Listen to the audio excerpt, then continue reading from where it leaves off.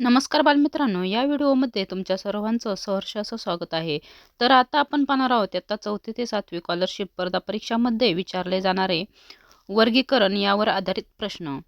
आता मागील व्हिडिओमध्ये आपण आकलन यावर आधारित प्रश्न, इंग्रजी वर्णमाला किंवा मराठी भाषा यावर विचारले जाणारे प्रश्न हे अभ्यासले आहेत. जर तुम्ही चॅनलवर पहिल्यांदा आला असाल तर चॅनलला सबस्क्राईब करा. या आधीचे व्हिडिओ पाहण्यासाठी प्लेलिस्टमध्ये जाऊन ते व्हिडिओ पहा. आता आपण पाहणार आहोत वर्गीकरण. आता वर्गीकरण यामध्ये शब्दावरील वर्गीकरण, तसेच गणितातील वर्गीकरण, आकृत्यावरील वर्गीकरण यावरील प्रश्न वर्गीकरण या भागामध्ये विचारले जातात. आता आपण पाहूया कशा प्रकारचे प्रश्न विचारले जातात. तर असे प्रश्न सोडवण्यासाठी तुमचे अवांतर वाचन असणे आवश्यक आहे. शालेय विषयांचे वाचन चांगले असणे, सामान्य ज्ञान, शब्दसंपदा वाढवा. या घटकातील प्रश्न सोडवण्यासाठी मराठी महिने, सण, ऋतू, मुख्य दिशा, उपदिशा, जलचर, भूचर, उभयचर, शाकाहारी, मांसाहारी, देश, राज्य, राजधान्यांची शहरे, चर्मवाद्य, तंतुवाद्य, वायुवाद्य, राशी, नक्षत्र, ग्रह, आकाशगंगा, फळभाज्या, पालेभाज्या, तीर्थक्षेत्रे, धार्मिक सण व राष्ट्रीय सण याविषयी माहिती तुम्हाला माहीत असणे आवश्यक आहे. चला तर मग आपण प्रश्न कसे विचारले जातात ते पाहूया. बघा, पहिला प्रश्न आहे, पुढील प्रश्नातील पर्यायातील 3 पदांचा त्यांच्यातील सारखेपणामुळे एक गट बनतो. या गटात न बसणारे पद ओळखून योग्य पर्याय क्रमांकाचे वर्तुळ रंगवा. बघा, इथे जे पर्याय दिले आहेत म्हणजे आपल्याला 4 शब्द दिले आहेत आणि त्यातील 3 शब्दांचा एक गट बनतो आणि एक शब्द वेगळा असतो.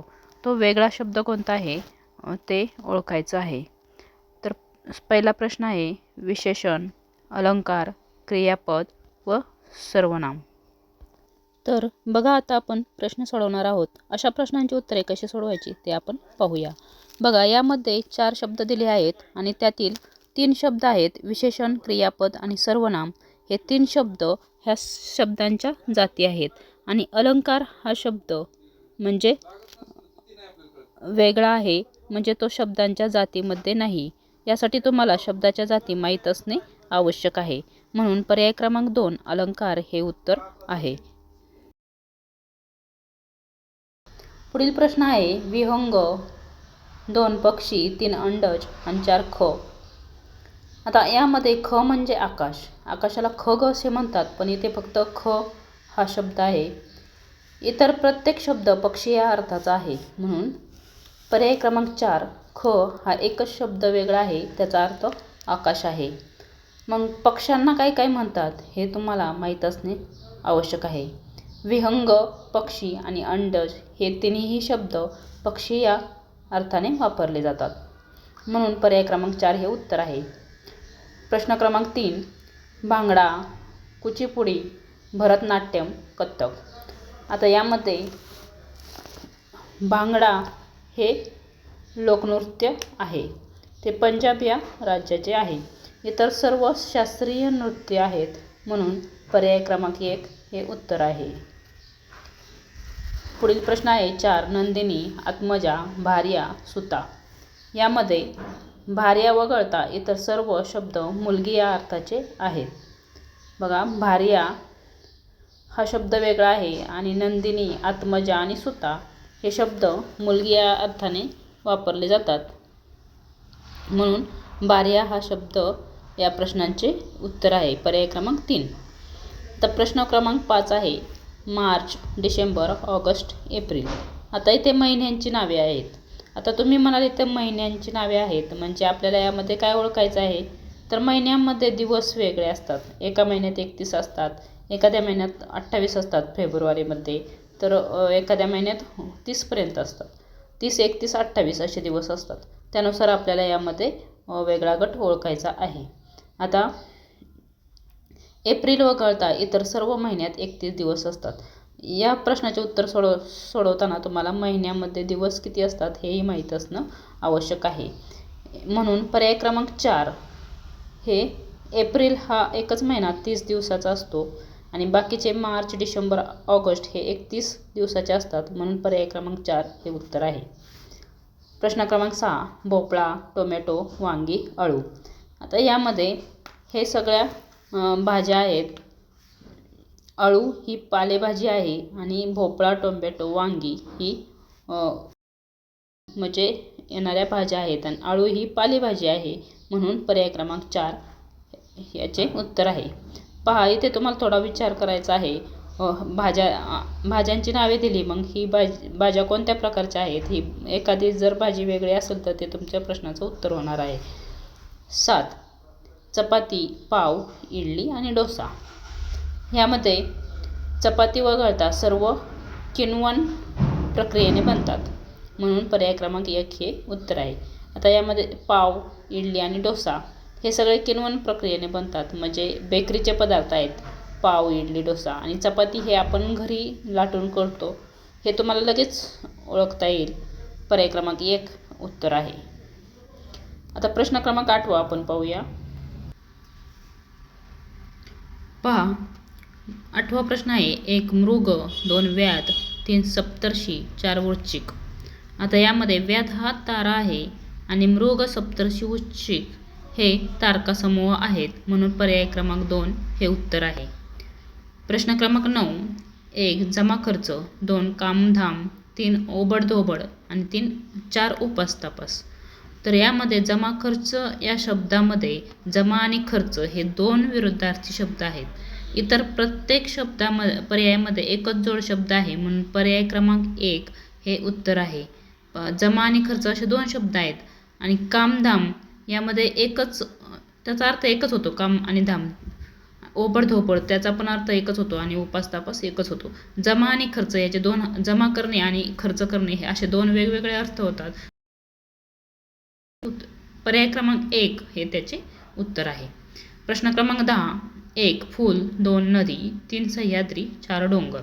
आता प्रश्न क्रमांक 10 मध्ये सह्याद्री हे विशेष नाम आहे आणि इतर सर्व सामान्य नामे आहेत. म्हणून पर्याय क्रमांक 3 हे उत्तर आहे. बघा, प्रश्न क्रमांक 11 आहे. मुलगे, फळे, झबले आणि कुत्रे. यामध्ये एकवचन अनेकवचन ओळखायचं आहे.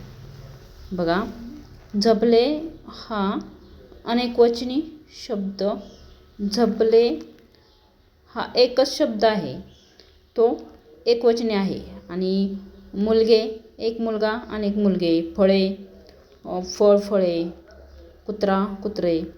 मुलगे, फळे आणि कुत्रे हे अनेकवचनी शब्द आहेत आणि झबले हा एकच शब्द एकवचनी आहे. म्हणून पर्याय क्रमांक 3 हे उत्तर आहे. प्रश्न क्रमांक 12 सरले, इरले, भरले आणि विरले. बघा, यामध्ये सरले हे क्रियापद आहे जे आपण वापरतो. हे वर्ष सरले या प्रकारे वापरले जाते. भरले, एखादी वस्तू भरली किंवा ते भरले असणे सांगण्यासाठी आपण भरले हे क्रियापद वापरतो. विरले, कापड जर फाटला असेल तर ते कापड इथे विरलं आहे असे आपण वापरतो. त्यामध्ये इरले हे एका वस्तूचे नाव आहे. म्हणून पर्याय क्रमांक 2 या प्रश्नाचे उत्तर आहे. प्रश्न क्रमांक 13 वाळू, दयाळू, कृपाळू, मायाळू. आता यामध्ये वाळू हे एका वस्तूचे नाव आहे, हे तुम्हाला लगेच ओळखायला येईल. दयाळू, कृपाळू, मायाळू ही एक अशी विशेषणे आहेत. म्हणून वाळू हा पर्याय क्रमांक 1 उत्तर होईल. प्रश्न क्रमांक 14 हातोडा, सुई, चाकू आणि सुरी. आता यामध्ये जर विचार केला तर सुई, चाकू आणि सुरी हे धारदार किंवा टोकदार वस्तू असतात. आणि हातोडा याचं जर चित्र तुम्ही डोळ्यासमोर आणलं तर हे सुई, चाकू, सुरीपेक्षा हातोडा हा वेगळा असतो आणि टणक असतो किंवा जाड असतो. त्यामुळे सुई, चाकू, सुरी ह्या वस्तू एका गटात येतील आणि हातोडा हा वेगळ्या गटामध्ये येतो. म्हणून पर्याय क्रमांक 1 हे उत्तर आहे. आता प्रश्न क्रमांक 14 आपण पाहूया. तर प्रश्न क्रमांक 15 आहे. अंगण, शयनगृह, स्वयंपाकघर आणि दिवाणखाना. आता यामध्ये शयनगृह, स्वयंपाकगृह आणि दिवाणखाना ह्या घराच्या आतील वस्तू आहेत, म्हणजे आपण जेव्हा दरवाजातून एंट्री आतमध्ये करतो तेव्हा आतमध्ये येणाऱ्या खोल्या आहेत, शयनगृह, स्वयंपाकगृह आणि दिवाणखाना. आणि घराचे अंगण हे घराच्या बाहेर असते. हा विचार तुम्हाला त्यावेळेस करायचा आहे. आणि प्रश्न क्रमांक 15 मधील पर्याय क्रमांक 1 अंगण हे उत्तर आहे. प्रश्न क्रमांक 16 पाहूया. चैत्र गुढीपाडवा, अश्विन दसरा, भाद्रपद नागपंचमी आणि फाल्गुन होळी पौर्णिमा. तर चैत्र गुढीपाडवा चैत्र महिन्यात येतो. अश्विन दसरा या गटामध्ये महिन्याचे नाव व सण याच्या जोड्या दिल्या आहेत. नागपंचमी हा सण श्रावण महिन्यात येतो, पण तो भाद्रपद महिन्यात दाखवला आहे. आणि फाल्गुन महिन्यात होळी पौर्णिमा येते, हेही बरोबर आहे. म्हणजे पर्याय क्रमांक 1, पर्याय क्रमांक 2 आणि पर्याय क्रमांक 4 हे उत्तर बरोबर आहेत. आपण भाद्रपदमध्ये नागपंचमी येत नाही, तर श्रावणमध्ये येते, म्हणून पर्याय क्रमांक 3 हा वेगळा आहे. म्हणजेच 16व्या प्रश्नाचे उत्तर होणार आहे पर्याय क्रमांक 3. तर मुलांनो, आज आपण या व्हिडिओमध्ये वर्गीकरण व त्यावर कसे प्रश्न विचारले जातात हे अभ्यासले आहे. आय होप की व्हिडिओ तुम्हाला समजला असेल.